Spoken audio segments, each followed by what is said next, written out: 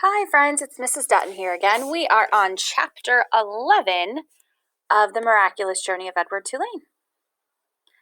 Edward ended up at the dump. He lay on top of orange peels, coffee grounds, rancid bacon, and rubber tires. The first night he was at the top of the garbage heap, and so he was able to look up at the stars and find comfort in their light. In the morning, a short man came climbing through the trash and rubble. He stopped when he was standing on top of the highest pile. He put his hands under his armpits and flapped his elbows. The man crowed loudly. He shouted, "Who am I? I'm Ernest! Ernest, who is king of the world. How can I be king of the world? Because I am king of garbages, and garbages is what the world is made of. Ha ha ha! Therefore, I am Ernest! Ernest, who is king of the world." He crowed again. Edward was inclined to agree with Ernest's assessment of the world being made of garbage, especially after his second day at the dump, when a load of trash was deposited directly on top of him. He lay there, buried alive. He could not see the sky. He could not see the stars. He could see nothing. What kept Edward going, what gave him hope, was thinking of how he would find Lolly and exact his revenge. He would pick her up by the ears. He would bury her under a mountain of trash.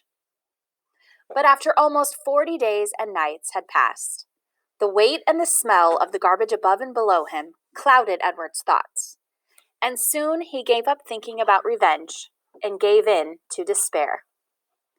It was worse, much worse, than being buried at sea.